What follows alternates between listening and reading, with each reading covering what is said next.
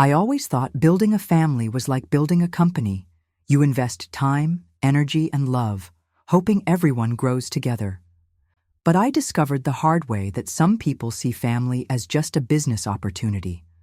And when they tried to use me as a stepping stone, I showed them that 30 years in the corporate world had taught me much more than they imagined. If this story touches you in any way, don't forget to hit that like button and subscribe to the channel for more stories like this. Trust me, you'll want to follow this one to the end. My name is Patricia. I'm 53 years old, and I'm CEO of a tech consulting firm I built from scratch. When I married Robert 8 years ago, I wasn't just gaining a husband, I was embracing his 2 children, Michael, 26, and Jessica, 24. They were adults, of course, but I genuinely believed we could build something special as a family. Robert has always been the type of man who prefers to avoid conflict. A retired history professor, gentle and academic, who believed that love and patience would solve any problem. I admired that quality in him, but I also knew that the business world had taught me that not everyone operates with good intentions. The story of how I met Robert feels relevant here because it shows you the kind of person I thought I was marrying into a family with. We met at a charity gala for educational scholarships. I was there as a corporate sponsor. He was there as a volunteer coordinator. While other men at these events typically approached me with business proposals or investment pitches, Robert talked to me about his students, about history, about books. He was genuine in a way that felt refreshing after decades of corporate networking. Our courtship was slow and thoughtful. He introduced me to Michael and Jessica gradually, always making sure they were comfortable with our relationship progressing. I appreciated his consideration for their feelings, especially since they'd lost their mother to cancer when Michael was 18 and Jessica was 16. The loss had devastated the family, and Robert had been both father and mother to them through their college years. During our engagement, I made it clear that I wasn't trying to replace their mother or suddenly become an authority figure in their lives. I just want to be a positive addition to your family, I told them over dinner one evening. Someone who cares about your happiness and success. Michael had smiled warmly. We appreciate that, Patricia. Dad's been alone for too long. Jessica had been more reserved, but polite. As long as Dad's happy, we're happy. I should have paid more attention to the careful way they phrased things. In the beginning, things seemed promising. Michael was working as a junior marketing coordinator at a small firm downtown, handling social media accounts for local restaurants and small businesses. He was enthusiastic about his work, always sharing stories about creative campaigns he was developing or clients he was helping to grow their customer base. Jessica was finishing her MBA at Northwestern while working part-time at a tech startup in the Loop. She was clearly intelligent, articulate about business concepts, and seemed to have a solid plan for her career. She talked about wanting to work in venture capital or corporate strategy. They were polite to me, respectful even, though I could sense a certain distance. I understood. I wasn't trying to replace their mother, who had been a beloved high school English teacher known for her warmth and creativity. From the photos around Robert's house and the stories he told, she'd been the kind of mother who made elaborate Halloween costumes and threw themed birthday parties. I made an effort to include them in our lives without overstepping boundaries. I'd invite them for Sunday dinners at our house, where I'd cook elaborate meals and ask about their weeks. I'd remember their birthdays with thoughtful gifts, not expensive, but personal. When Michael mentioned loving craft beer, I found him a brewing kit. When Jessica talked about her favorite author, I got her a signed first edition. I even helped Michael with his resume when he mentioned wanting to move to a larger marketing firm. We spent an entire Saturday afternoon restructuring his experience, highlighting his achievements, and practicing interview techniques. When he landed a position at a mid-sized agency with a 20% salary increase, he hugged me and said, "I couldn't have done this without you, Patricia." When Jessica mentioned struggling with her student loans, I discreetly helped her make a few payments without making a big deal about it. I understood the burden of educational debt, and I remembered being young and overwhelmed by financial pressures. I transferred $3,000 to her account with a note saying, every family should invest in education. I believed that showing love through actions would eventually break down any walls between us. And for a while, it seemed to be working. The first red flag should have been how quickly their attitudes changed when they learned about my business success. I'd been careful not to flaunt my wealth. I drove a modest car, wore understated jewelry, and kept our wedding small and elegant rather than extravagant. But during a family barbecue last summer, when Robert mentioned that my company had just landed a multi-million-dollar contract with a major tech corporation, I noticed how Michael and Jessica exchanged a look. It wasn't a look of happiness for my success. It was something else: calculation, interest, a sudden sharp focus that made me slightly uncomfortable. "Wow, Patricia," Michael had said, setting down his beer and leaning forward. "I had no idea your company was that big." "We're not huge," I'd replied modestly, "but we've built some solid relationships over the years." "What exactly does your company do again?" Jessica asked, suddenly much more engaged in the conversation than she'd been all afternoon. I explained how we provided technology consulting services to mid-size companies, helping them implement new systems, improve cybersecurity, and optimize their digital operations. It wasn't glamorous work, but it was steady, profitable, and something I genuinely enjoyed. "That's fascinating," Jessica said, and I could see her mind working. "The cybersecurity aspect especially, that must be incredibly valuable in today's market." Suddenly, they became much more interested in spending time with us.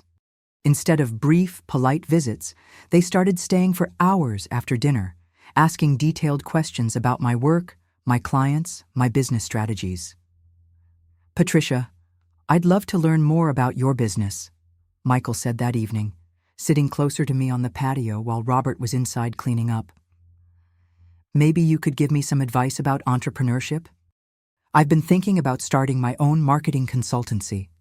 Jessica chimed in, "And I'm really interested in understanding how you scaled your company.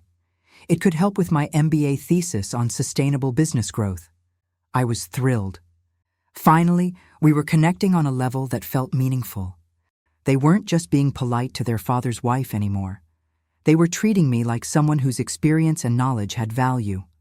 Over the following months, I spent countless hours sharing my experiences with them.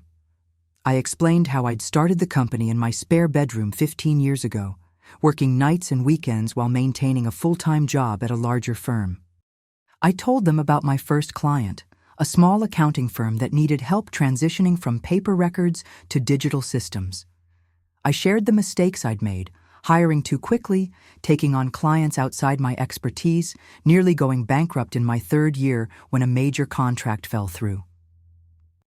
I explained how I'd learned to read people, to negotiate contracts, to build the kind of client relationships that lasted decades.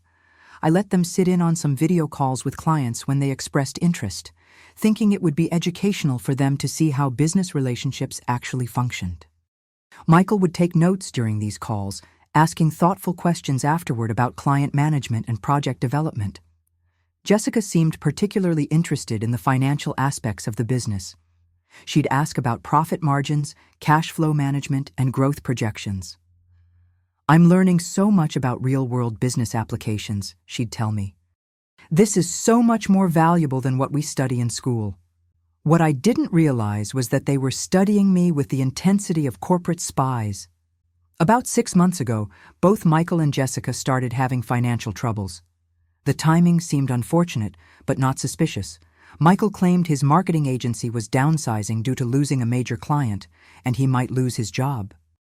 Jessica said her part-time position at the startup wasn't covering her expenses, especially with her student loan payments increasing. "It's just temporary," Michael assured me when he first asked for help with his rent. "I have some interviews lined up, but you know how slow the hiring process can be." Jessica's request was more subtle. She didn't ask directly for money, but she started mentioning how stressed she was about finances, how she was considering dropping out of her MBA program because she couldn't afford it alongside her living expenses.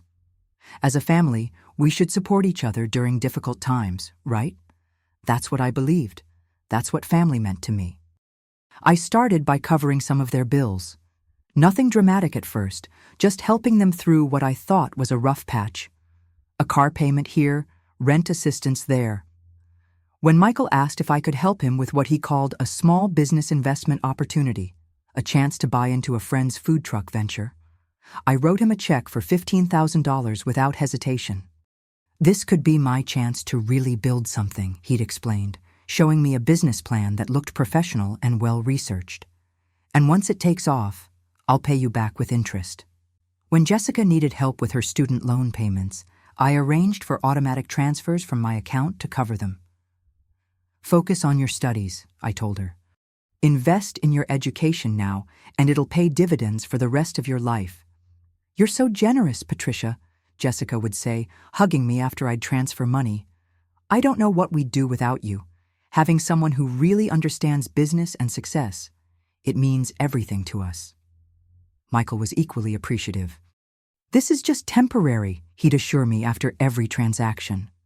Once I get back on my feet, I'll pay you back every penny. You're investing in our futures, and we won't forget that. Their gratitude felt genuine. They'd bring me small gifts, flowers, a book they thought I'd enjoy, homemade cookies.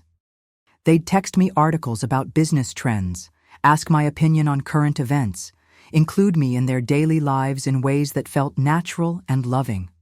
But temporary stretched into months. The requests became more frequent, the amounts larger. Michael's food truck investment apparently needed additional capital. Jessica's expenses seemed to grow rather than shrink. When I gently suggested that maybe they should look into budgeting or finding additional income sources, they'd remind me of how grateful they were and how much it meant to have a real mother figure who cared about their futures. You've given us something we never had, Jessica told me one evening, tears in her eyes. Mom died before she could teach us about real-world success. You're filling that gap. Michael nodded seriously. We know how lucky we are to have someone like you in our lives, someone who's actually achieved what we're trying to build. Robert, bless his heart, stayed out of the financial discussions. You're so good to them, he'd tell me. Their mother would be so grateful to know they have you looking out for them. The truth was, I could afford to help them. My company was doing exceptionally well, and I'd always been good with money. I lived below my means, invested wisely, and had built a substantial safety net over the years. But something was starting to feel off. Neither of them seemed to be making any real effort to improve their situations. Michael's job search appeared to consist mainly of complaining about the market, attending networking events that never seemed to lead anywhere, and pursuing opportunities that always required upfront investment. Jessica's part-time work seemed to involve more social media scrolling than actual productivity. More troubling, their requests were becoming more sophisticated. Instead of asking for help with specific bills, they started asking for business investments and education expenses that were harder to track. Patricia, Michael said during one of our Sunday dinners about 4 months ago, I've been thinking about that partnership idea we discussed. I paused, fork halfway to my mouth. What partnership idea? Remember? How you said family businesses often work well because of shared values and trust. I didn't remember saying that, but I nodded cautiously. Well, Jessica and I have been talking, and we think you should consider us as partners in your business. I nearly choked on my wine. Partners? Well, yes, Jessica continued smoothly, as if this was the most natural thing in the world. We've learned so much from you, and we have fresh perspectives that could really help the company grow. Plus, with everything you've invested in us, it would be a way to formalize our relationship and ensure we're all working toward the same goals. The word invested hit me strangely. I looked at Robert, hoping for some support or at least a reality check, but he was smiling like this was a wonderful family bonding moment. That's an interesting idea, I managed. But you know that my business requires very specific expertise and years of experience in— We could learn, Michael interrupted, his voice carrying a confidence that seemed disproportionate to his actual experience. And honestly, Patricia, we're family now. Shouldn't family businesses stay in the family? The entitlement in his voice made my stomach turn, but I pushed the feeling aside. Maybe I was being too cautious. Maybe this was what building a family business looked like. Maybe my years in corporate environments had made me too suspicious of people's motives. "Let me think about it," I said. Over the next few weeks, they brought up the partnership idea constantly. It became a regular topic of conversation, woven into discussions about everything from current events to weekend plans. They started inserting themselves into my work conversations, offering opinions about clients and strategies that, while not necessarily wrong, showed a fundamental misunderstanding of the complexities involved. Jessica even suggested that they should have access to my client database so they could better understand the business operations and maybe identify new opportunities. When I hesitated, they'd remind me of our family bond, how much they'd learned from me, how their mother would want them to carry on a family legacy. The manipulation was subtle but persistent, dressed up in language about family values and shared futures. "Think about it," Michael said one evening. "We could be building something that lasts for generations, a real family empire." "And we already understand your vision," Jessica added. "We've been learning from you for months. We know your clients, your processes, your values. Who better to trust with your life's work?"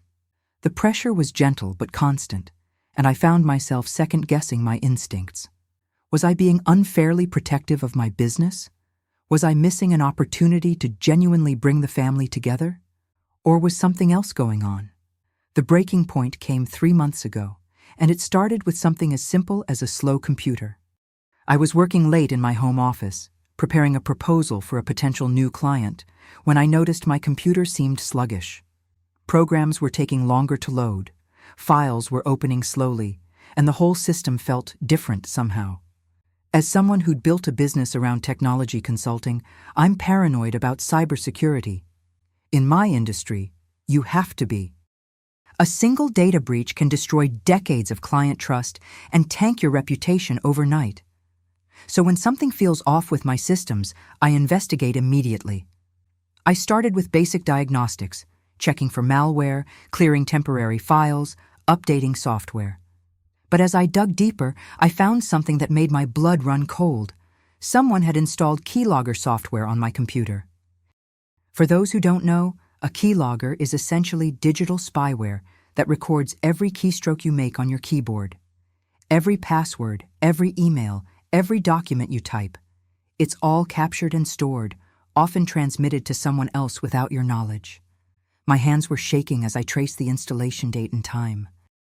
It coincided perfectly with the last time Michael had borrowed my laptop to check his email because his phone was supposedly dead, and he needed to respond to something urgent for a potential client meeting. "Do you mind if I use your computer real quick?" he'd asked 3 weeks earlier. "My phone died, and I need to send an important email before this potential client goes to bed on the West Coast." I'd been cooking dinner and told him to go ahead, thinking nothing of it. He'd been in my office for maybe 20 minutes, but the keylogger was just the beginning. As I continued my investigation, using tools and techniques I'd learned over years of helping clients with cybersecurity issues, I discovered that someone had been systematically accessing my business accounts, downloading client files, financial records, and strategic documents. The intrusion was sophisticated enough to avoid detection by casual users, but sloppy enough that a professional could trace it easily. Whoever did this was smart enough to know what to look for, but not experienced enough to cover their tracks properly. The IP address traces led back to Michael's apartment. I sat in my office until dawn, staring at the evidence on my screen. These weren't just my stepchildren anymore. They were corporate spies, using my own generosity and trust to steal my life's work.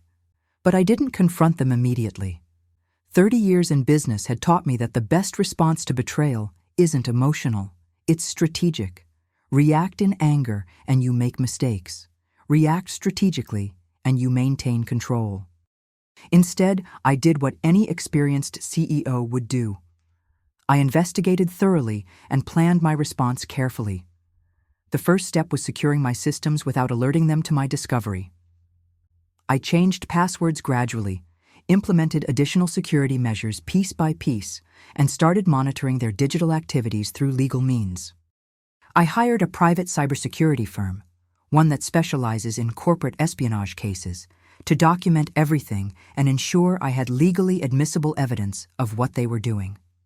What the investigation revealed was far worse than simple snooping. They weren't just stealing my information, they were actively shopping it to my competitors. The cybersecurity firm found email chains where Michael was offering client lists and strategic documents to rival consulting firms in exchange for cash payments and potential employment. Jessica was using her MBA connections to set up meetings with investors, presenting stolen business plans as her own ideas for a new startup. She developed an entire pitch deck for a revolutionary technology consulting firm that was essentially a copy of my business model, complete with client case studies and financial projections she'd stolen from my files. They were planning to destroy my company and build their own empire on the ruins. The most sickening discovery was a text message thread between them that the cybersecurity firm recovered through legal digital forensics. Michael. She's so trusting. Makes this almost too easy. Jessica. I know, right? She actually thinks we love her. The stepmom guilt is paying off big time, Michael. Once we get enough information, we can approach Henderson and Associates. They'd pay serious money for her client list and strategic documents. Jessica. And then we'll have our own firm with a proven business model. She's basically funding her own downfall. Michael. Dad will never believe she's been played. Poor guy thinks we're one big happy family. Jessica.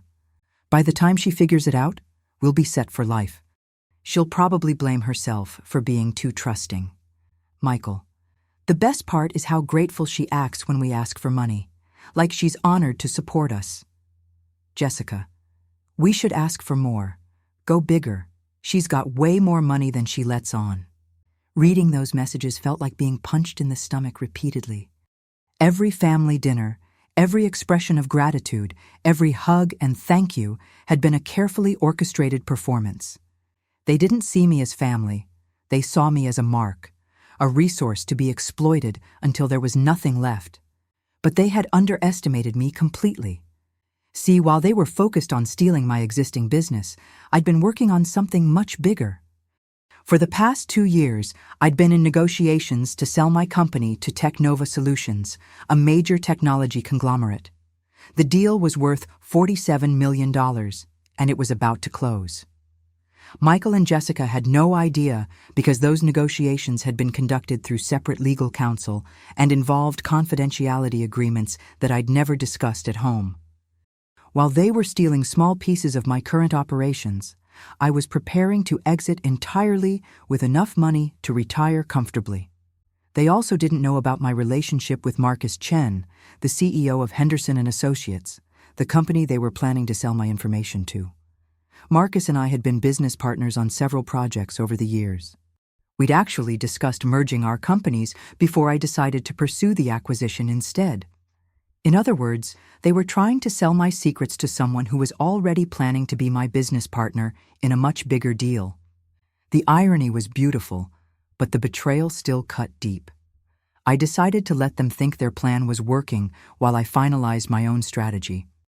I continued my normal routine, acted loving and trusting, even helped Jessica with another student loan payment, and gave Michael money for what he claimed was a business networking conference. All while I was documenting their activities and preparing my counteroffensive. The cybersecurity firm provided me with legal-grade evidence of the corporate espionage. My lawyer assured me that I had grounds for both criminal and civil action. The federal charges alone could result in significant prison time and financial penalties. But I wanted something more elegant than just legal revenge. I wanted them to understand exactly who they had tried to manipulate. 2 weeks ago, I arranged for the final signing of the acquisition deal. The meeting was scheduled for a Tuesday morning at Technova's headquarters downtown in their executive conference room on the 42nd floor of the Meridian Tower. The meeting would be attended by Technova's executive team, my lawyer, financial advisors from both sides, and representatives from Henderson and Associates who were partnering with Technova on the integration of my company into their expanded operations. But I made one small addition to the guest list. I called Michael and Jessica on Monday evening, making sure my voice carried just the right amount of nervous excitement. "I have something exciting to share with you both," I said. "Remember how you've been asking about being partners in the business? Well, I've been thinking about it seriously, and I want to include you in something big that's happening tomorrow." They were immediately interested, their voices perking up in a way that would have been heartwarming if I didn't know their true motivations. "There's a major business meeting tomorrow morning," I continued.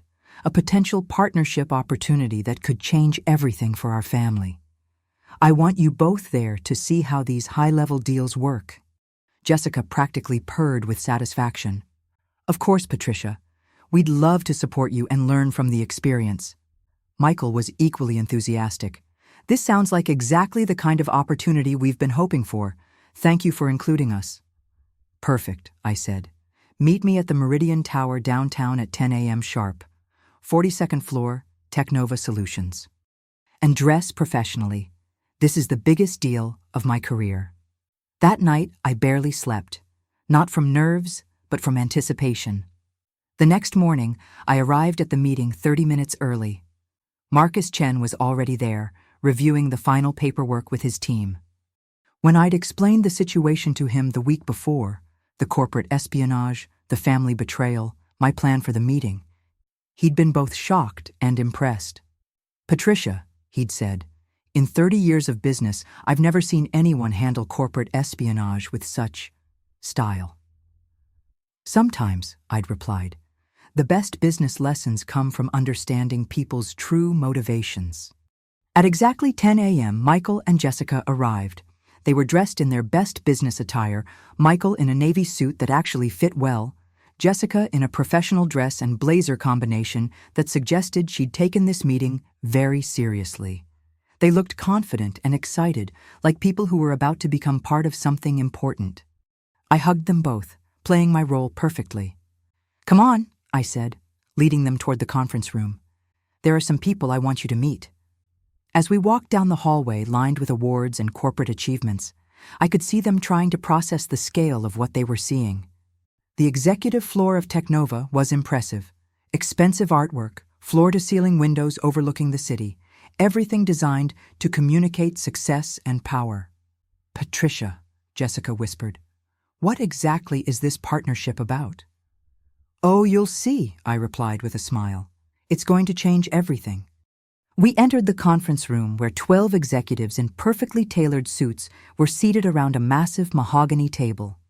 Wall-mounted screens displayed financial projections, legal documents, and corporate logos. It was clearly a major corporate transaction, the kind of deal that makes business headlines. "Everyone," I announced, "I'd like you to meet my stepchildren, Michael and Jessica. They've been very interested in learning about my business operations." The executives smiled politely and nodded. Michael and Jessica took seats at the side of the room, looking slightly overwhelmed, but trying to appear sophisticated and engaged. Marcus Chen stood up, looking every inch the successful CEO in his custom suit and confident demeanor. "Patricia, are we ready to proceed with the final signing?" "Absolutely," I replied, taking my seat at the head of the table. What happened next was a masterclass in corporate theater.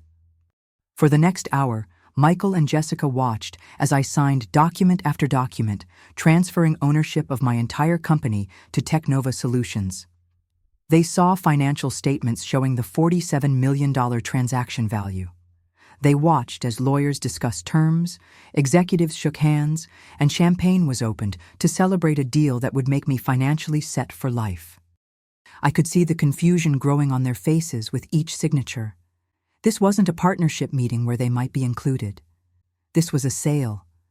They were watching their golden goose get sold to the highest bidder. But the real revelation was still coming. "Now," Marcus announced, "let's discuss the planned integration with Henderson & Associates. As we discussed, Patricia, your client relationships and strategic documents will be invaluable as we merge our operations with our cybersecurity division." Michael went visibly pale. Jessica's eyes widened as the implications hit her. They had just watched me sell the very information they'd been stealing to the same company they'd been planning to betray me to. and I was getting paid $47 million for it. The due diligence process was particularly thorough, added Technova's CEO, especially given the security concerns Patricia raised about potential industrial espionage attempts.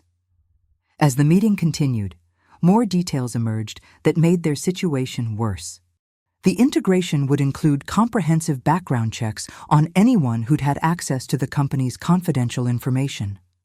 The new security protocols would flag any unauthorized access attempts. Their little espionage operation hadn't just failed. It had created a permanent record that would follow them. As the meeting concluded and executives began filing out, Marcus approached me with a final document, speaking loudly enough for Michael and Jessica to hear clearly. "Patricia," he said, "I have to say, the security report you provided about the attempted corporate espionage was incredibly thorough.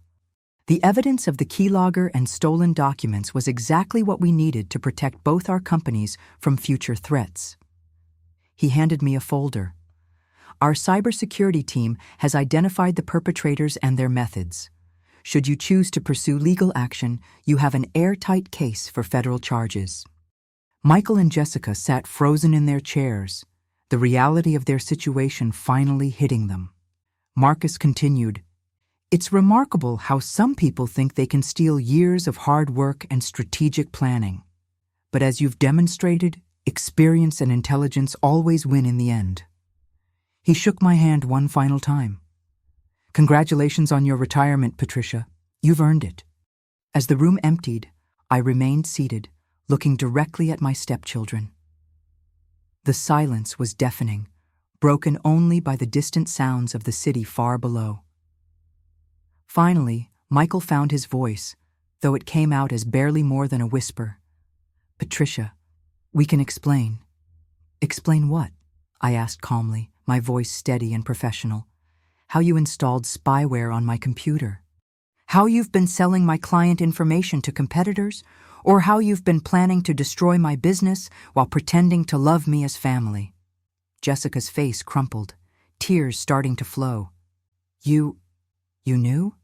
"Sweetie," I said, my voice maintaining that same steady coldness. "I've been in corporate intelligence and cybersecurity for 30 years. Did you really think I wouldn't notice amateur hour espionage in my own home?" Michael tried to stand up, his face red with a mixture of panic and embarrassment. "Patricia, please, let us explain. We never meant for—" "Sit down," I said quietly, but with enough authority that he immediately complied. I opened the folder Marcus had given me and spread the contents across the table. Screenshots of their email exchanges, records of their attempted data breaches, transcripts of their text messages planning my downfall, and financial records showing exactly how much money they'd taken from me under false pretenses. "You see," I continued, "while you were playing spy games with software you downloaded from the internet, I was playing chess with professionals who do this for a living. You thought you were stealing my secrets, but you were actually helping me document your crimes." Jessica was crying openly now. "We're family," she whispered through her tears.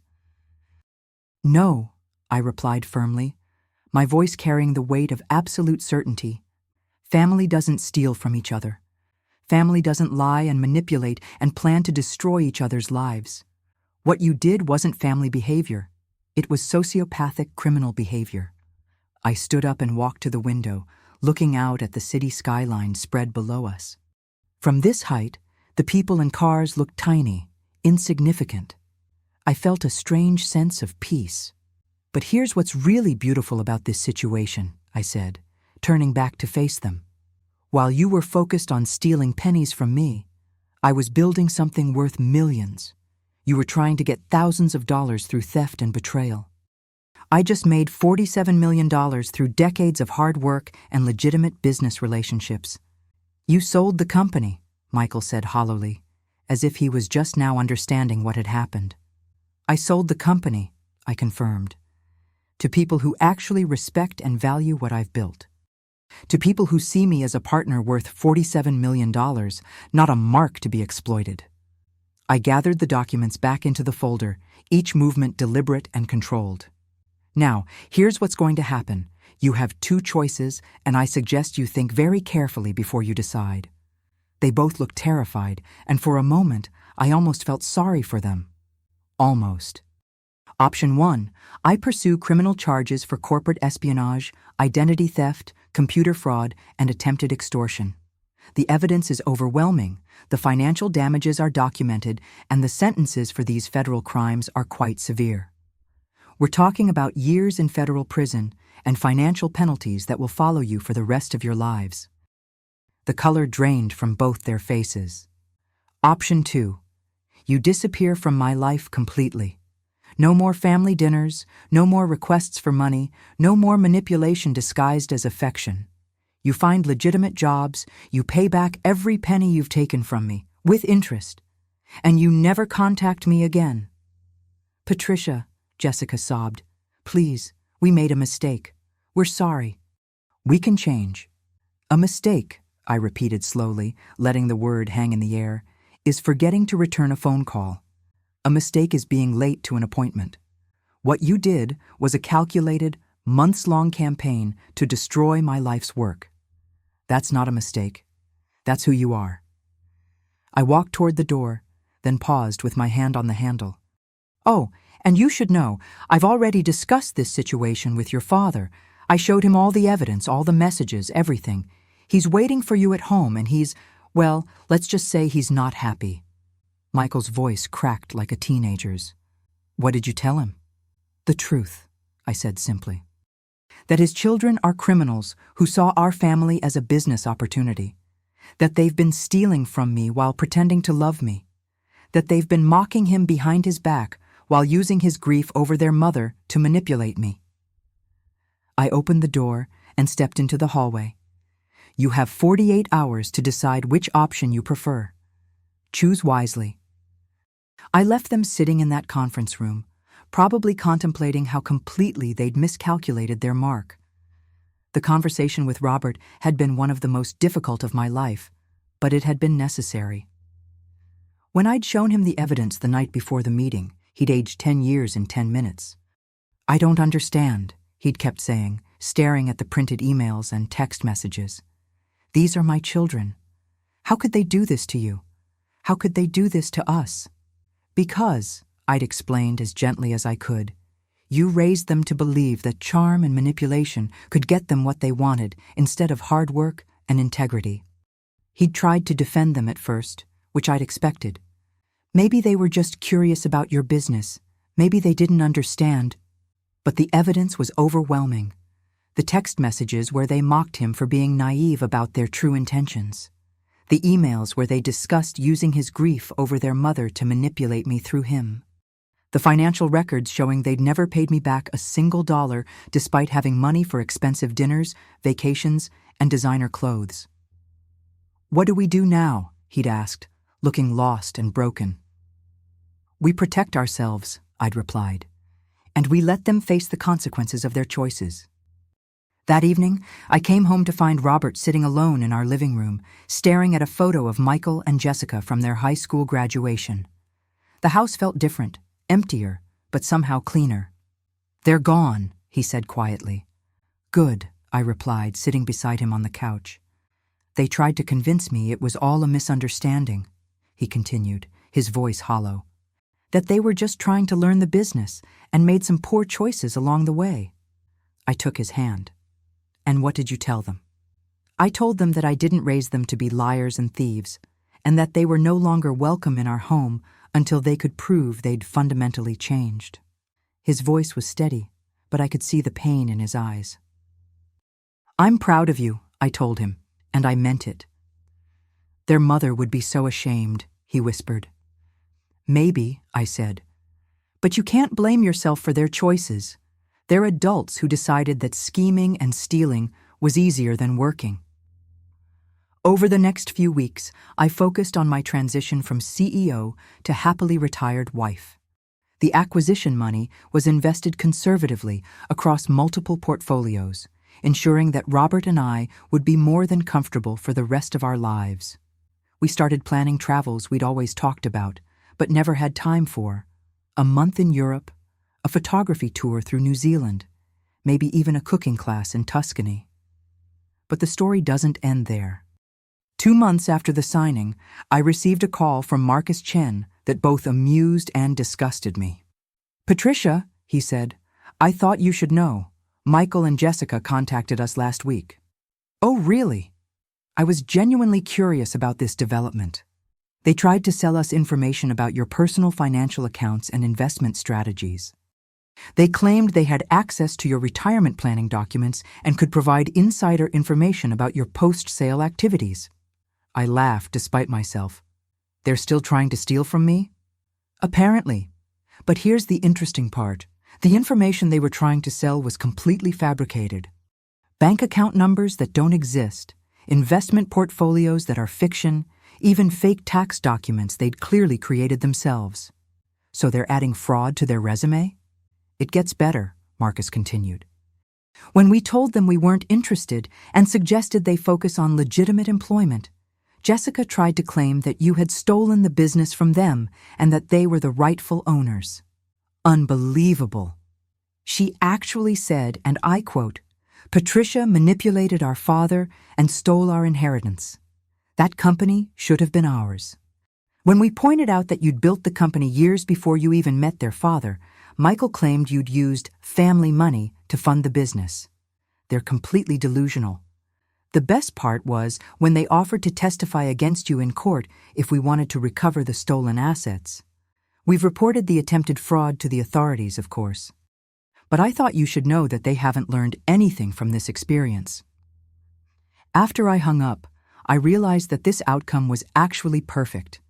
They'd shown their true nature so completely that there was no possibility of Robert feeling guilty about cutting them off, and they'd now escalated to criminal behavior that would be much harder to excuse or minimize. That evening, when I told Robert about the call, he just shook his head sadly.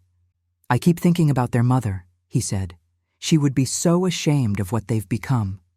"Maybe," I replied, "but you can't blame yourself for their choices.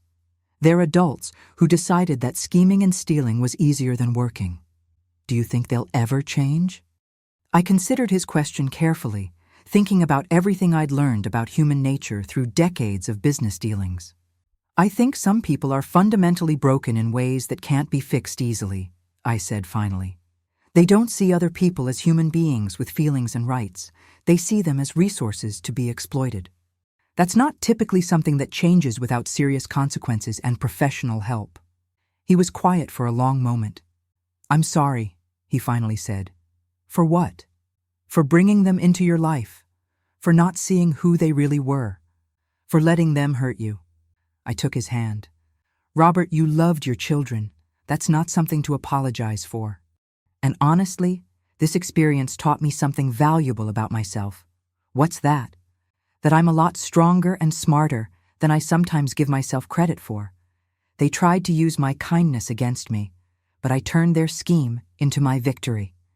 3 weeks later, we received a call from the police. Michael and Jessica had been arrested for attempting to defraud several other technology companies using the same basic scheme they'd tried with Marcus. Apparently, they'd been presenting themselves as former partners in my company, offering to sell confidential information to competitors. The police detective who called me was professional, but clearly disgusted by their behavior. "Ma'am, it appears your stepchildren have been running a systematic fraud operation targeting multiple businesses in the technology sector. They've been using your name and reputation to gain credibility with potential victims." "How many companies did they approach?" "At least 7 that we know of. They actually managed to collect money from 2 of them before the companies realized the information was worthless." I felt a mixture of vindication and sadness. Vindication because it proved that their behavior toward me wasn't an isolated incident or a momentary lapse in judgment.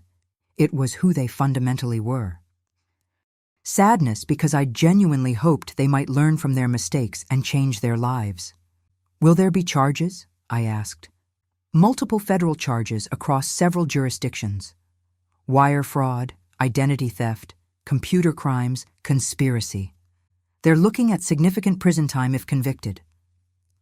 When I told Robert about the arrest, he was quiet for a long time. "I feel like I failed as a father," he said finally. No, I replied firmly. You gave them every opportunity to be good people. You modeled integrity and kindness their entire lives. You supported them financially and emotionally well into their adulthood. Their choices are not a reflection of your parenting. Then what went wrong? I thought about this question for weeks before I had an answer that felt complete. I think they learned early that they could manipulate people's emotions to get what they wanted, I said. Maybe it started small, getting out of trouble at school by crying, or getting extra allowance by being sweet. But instead of learning that genuine relationships require genuine effort, they learned that people could be manipulated if you knew which buttons to push. Their mother never would have tolerated that behavior. No, but their mother died when they were teenagers. You were grieving and trying to be both parents at once. It would have been natural for you to give them more leeway, to try to make up for their loss by being more permissive. You think I spoiled them? I think you loved them, but I also think they interpreted your love as weakness they could exploit. Curiosity is getting the better of me. I'd love to know where in the world you're following this story from. Drop a comment with your city and country. It's amazing how these family dynamics play out similarly everywhere, isn't it? 6 months have passed since the signing, and my life has never been better. Robert and I took that month-long trip to Europe in the spring, visiting museums and vineyards and small villages where nobody knew anything about technology companies or corporate espionage. We ate incredible food, took thousands of photos, and remembered what it felt like to simply enjoy each other's company without the stress of family drama. I've started mentoring young female entrepreneurs through a nonprofit organization, sharing real business knowledge with people who actually want to learn and grow. It's incredibly fulfilling to work with women who appreciate guidance and use it to build legitimate businesses. I've also been approached about writing a book about corporate security and business strategy, specifically focusing on family businesses and the unique vulnerabilities they face.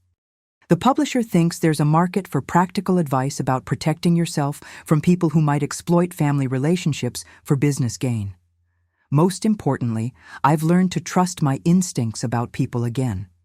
The experience with Michael and Jessica made me question my judgment for a while, wondering if I was too trusting or too naive about human nature.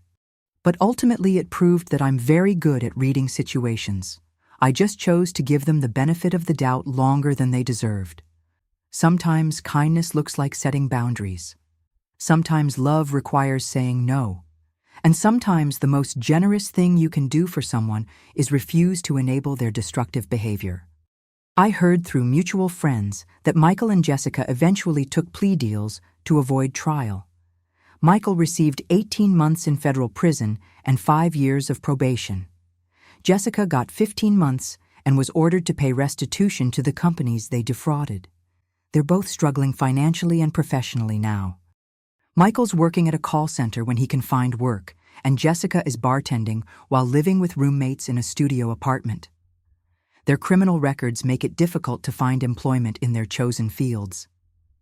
Part of me feels bad for them, but a larger part recognizes that these are the natural consequences of their choices. They had every advantage: loving father, financial support, educational opportunities, and a stepmother who genuinely wanted to help them succeed. They chose to throw all of that away for a short-term scam that was doomed to fail. Some people might say I was too harsh, that families should forgive and give second chances. But here's what I've learned through this experience. Respect isn't automatically granted because of shared DNA or marriage certificates. Trust has to be earned, and once it's betrayed so completely, rebuilding becomes nearly impossible. What Michael and Jessica never understood was that I didn't succeed in business by being naive or soft. I succeeded by being strategic, thorough, and decisive. When they tried to use those qualities against me, they forgot that those same qualities would protect me. The most satisfying part isn't the money or the successful sale of my company. It's knowing that I maintained my integrity throughout the entire ordeal. I didn't stoop to their level. I didn't become vindictive or cruel. I simply used my skills and experience to protect myself and ensure that justice was served. Last week, Robert found a card their mother had written to them years ago, encouraging them to be good people and make her proud. He showed it to me with tears in his eyes. "I failed her," he said. "No," I replied firmly. "You gave them every opportunity to honor her memory. They chose a different path. Their mother's love for them wasn't conditional on their success, and yours shouldn't be conditional on their failures. But that doesn't mean you have to enable their destructive choices." We've also started building new family traditions that don't include Michael and Jessica. We host dinner parties for friends, travel with other couples, and invest our time and energy in relationships that are based on mutual respect and genuine affection. Robert has started volunteering at a literacy program for adults, teaching reading skills to people who want to improve their lives.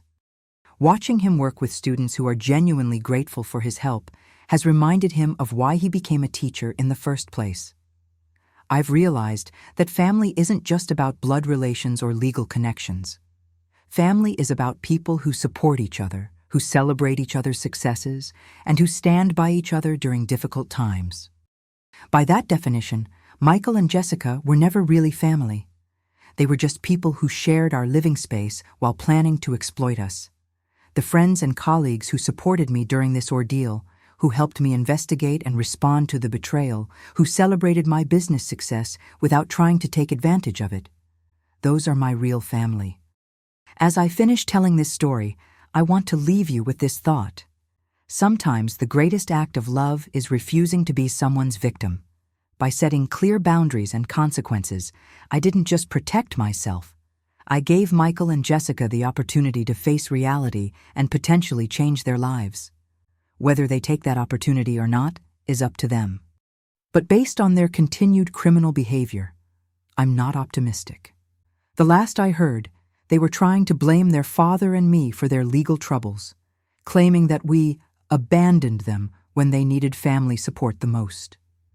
They still don't understand that actions have consequences and that criminal behavior isn't something family members are obligated to support or enable. But as for me, I'm living proof that sometimes the best revenge isn't revenge at all. It's living well and refusing to let other people's ugliness dim your own light. If this story resonated with you, if you've ever dealt with family members who saw you as an opportunity rather than a person, I'd love to hear from you in the comments. Share your own experiences, your victories, your struggles. Sometimes just knowing we're not alone in these challenges makes all the difference.